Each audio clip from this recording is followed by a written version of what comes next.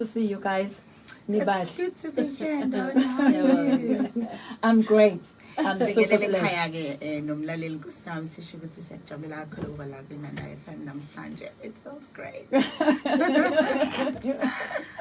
Mama, Asibabingelele abalaleli benanda FM sisho ukuthi sikhona namhlanje sihleli nabo sizovusa isizwe nonke yonke into siphakathi kwenu namhlanje sizovubela so gaya lalelani angazi ukuthi nenza ngani but amakhamera yanithanda kumanje nje khona amakhamera ngapha nangapha la studio nihlezi nilandela amakhamera nina ngiyabona nokuphoza nje sekuyazenzakalela anisacabanga sevele nje kuzenzakalele you know. But the good news and isiphathele zona namhlanje, it's a brand new show eniza nayo ezemshado whereby you are aiming to help abantu besifazane enkingeni abadlula kuzona noma against ama challenges ababhekana nawo emshadweni, you know.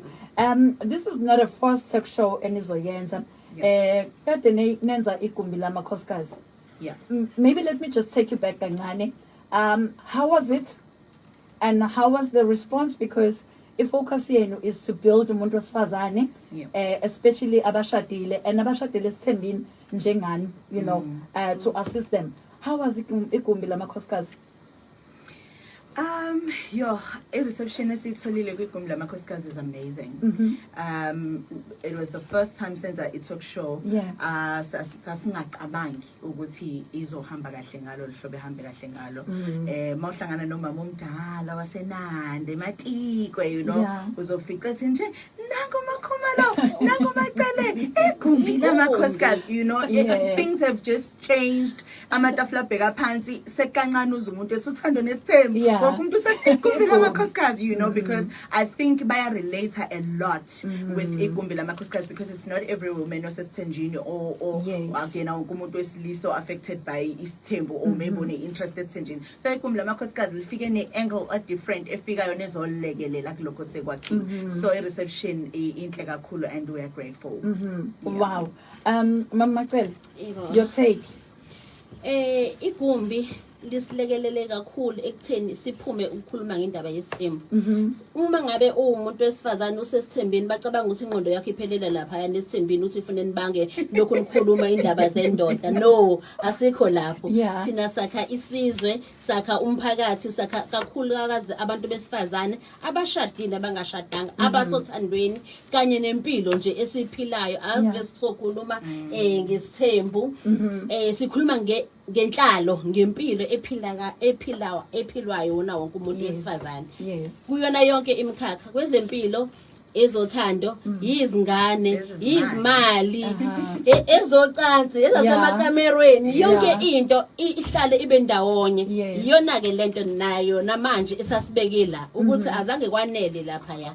Manje la kwezomshado yila sokuhlanganisa konke, sesihlangana kanye nabo abantu labo asuke beneyinkinga bazosijoyina nabo studio la sishutha khona la sikhona sikhulume lento nabo bekhona futhi.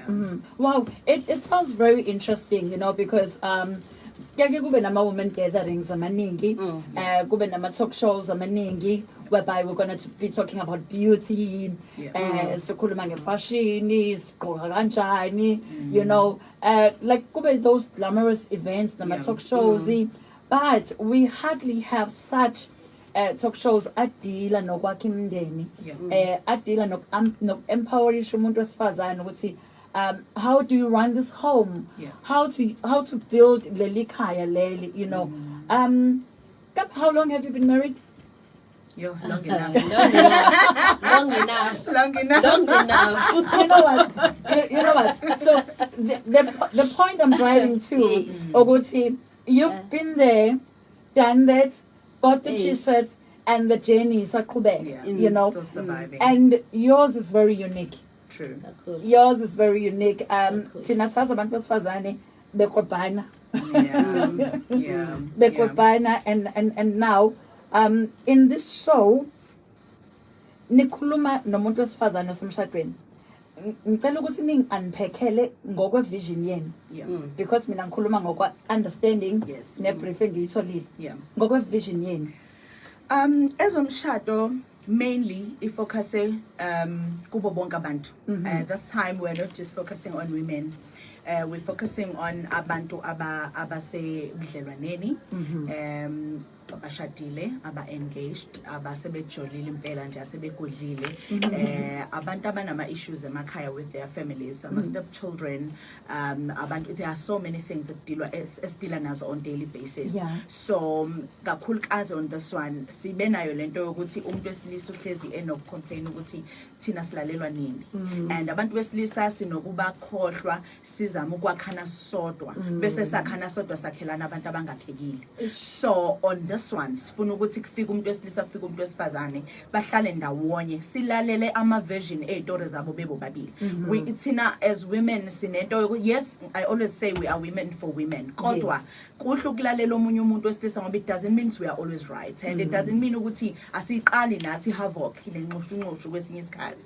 Kokunye uyabona ukuthi ikhaya kufanele ngabe umuntu wesifazane uyalakha kodwa akasalakho siyalibhidliza ngezandla zakhe, and uma ungalalela umuntu wesilisa uzobona ukuthi kusho ukuthi konakele la, kodwa thina sivele sibambe ngazo zombili sisukume silwe sithi silwele umuntu wesifazane esingazi ukuthi bekonakeleki kwayiseqaleni. So ezomshado sizokhuluma nomuntu wesifazane sikhulume nomuntu wesilisa sithi konakeleki singalungisa kuphi.